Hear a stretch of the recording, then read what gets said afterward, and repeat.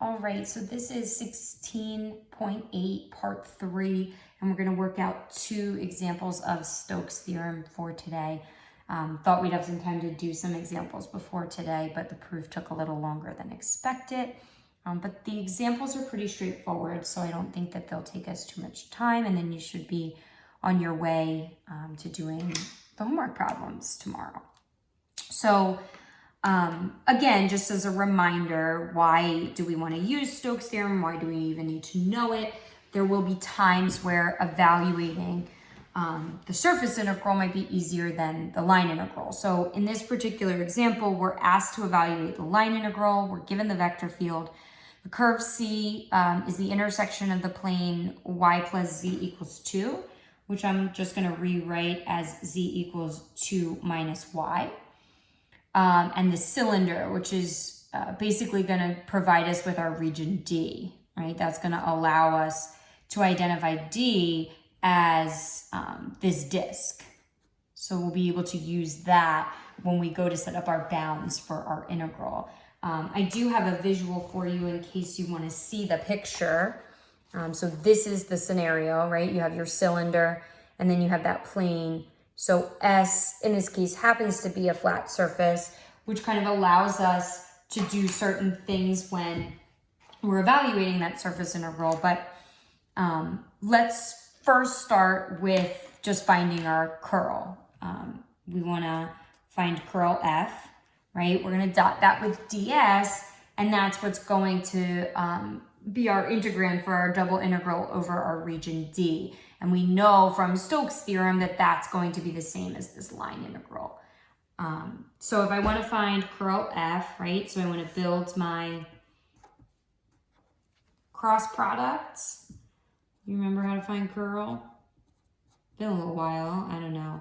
Maybe it hasn't been a little while for you. I feel like in a lot of the videos I've done recently, I've kind of just given you the result and said you do it. So it kind of depends on whether or not you've actually been doing that, for how long it's been since you've actually computed curl. So I'm going to go ahead and put in my vector F.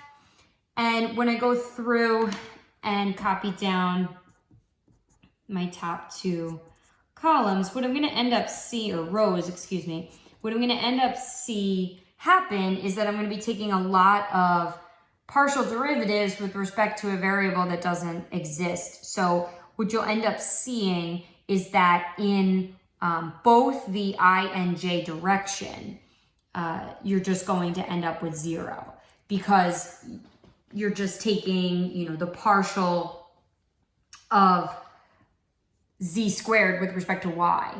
It's not going to give me anything. So the only place where you end up seeing a result is in the k direction, and you end up with 1 plus 2y. So if you want to pause the video there, find your cross product, make sure you get the same thing, that's perfectly fine. So again, Stokes' theorem tells me that this line integral will be the same as the double integral, the surface integral, curl F dot ds.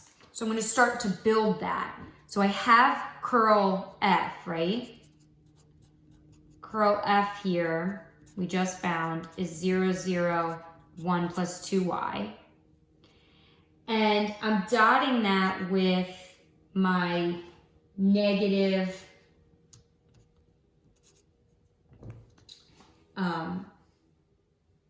I don't know if you want to use del G or del X, it doesn't really matter, but del G, or Z, del G, del X, negative del G, del Y, and 1, right? And that's from earlier sections. So if you want to go back and kind of refresh your memory on that, I think we also used that in our proof at the very, very beginning. So when I go ahead and do the dot product for those, what I end up seeing is because of those zeros in for curl, all that I'm left with is this very simple 1 plus 2y. So it's actually really fantastic because I'm able to jump right in to a fairly easy integral. And remember what D is. D is this disk. So polar would be best for me, right? Given the region D. So I'm going to convert to polar. R is going to go from 0 to 2 pi. Excuse me, theta is going to go from 0 to 2 pi. R is going to go from 0 to 1. I have my 1 plus 2y, but I don't want to write that as y because I'm in polar, so I'm going to do r sine theta. Don't forget your Jacobian, your extra r, dr d theta. I'm going to try not to make a million mistakes. This is actually my second attempt at this video. I don't know if you've heard, I've made a few speaking mistakes so far. I think it's maybe time for a nap or something. I don't know. But I apologize in advance if I keep misspeaking. I think I'm just going down that rabbit hole at this point. But I'm still here. I'm trying, right? That's all that matters. So 0 to 2 pi, I'm just going to distribute my r. So r plus 2r squared sine theta. And I'm going to integrate with respect to r first. So what do I have? 0 to 2 pi, r squared over 2, plus 2r cubed over 3. That sine theta just acts as a coefficient. And I'm evaluating that at 1 and 0. And then I have my d theta. So I'll plug in my bounds. I'll get 1/2 plus 2/3 sine theta. I'm going to now integrate with respect to theta. So I'm going to get 1/2 theta plus 2/3. Now, when I integrate sine, so cosine goes to negative sine. So it's going to be a cosine theta with a negative in there in front. And I'm evaluating at 2 pi and 0. My first attempt at this video would have probably made you believe that I don't know my unit circle, and I'm pretty proud of my unit circle knowledge. So let me try this again, and hopefully I don't completely fail. So 1/2 times 2 pi, right? I'm just plugging in, minus 2/3.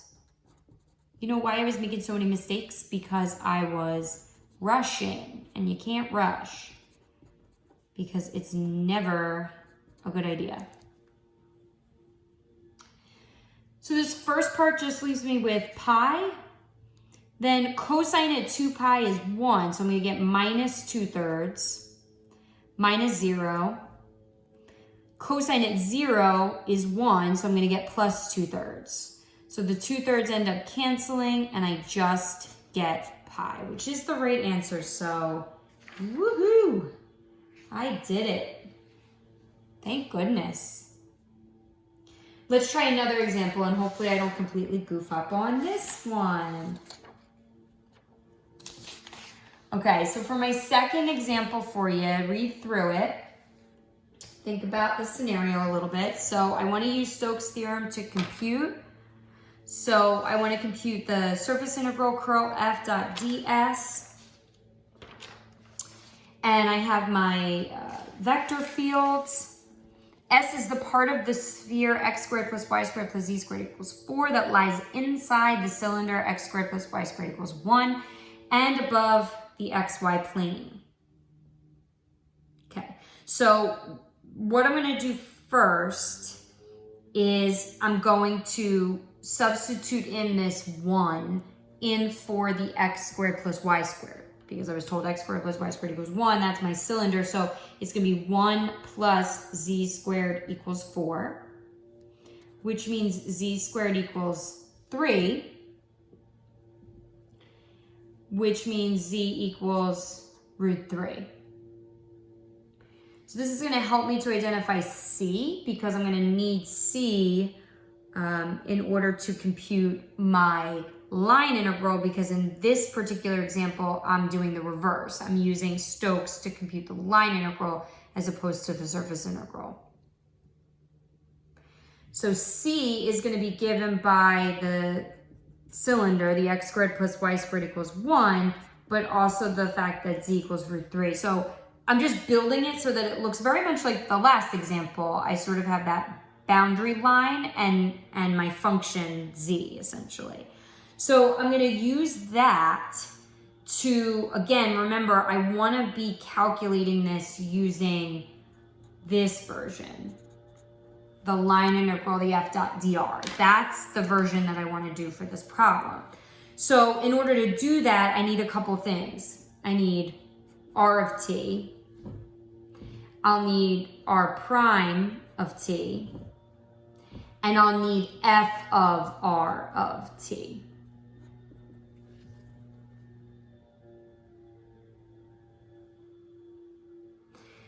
So r of t, because c is given by the x squared plus y squared equals 1 and the z equals root 3, hopefully you can see pretty quickly that r of t is going to be cosine t, sine t, root 3.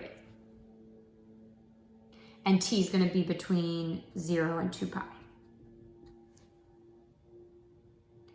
Which means that r prime is going to be negative sine, cosine, 0.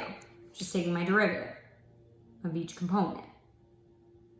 So then f of r of t, so don't forget f is up here, is xz, yz, xy. So I'm going to use that to find f of r of t. So xz, so it's going to be root 3 cosine t. yz, so it's going to be root 3 sine t. xy, so it's going to be cosine t sine t. So again, using Green's theorem, I'm going to be able to say that that surface integral is equal to the line integral, and I'm able to just do a much easier 0 to 2 pi, and I'm going to do r of f of t dotted with r prime of t dt, which again, hopefully you remember from previous sections.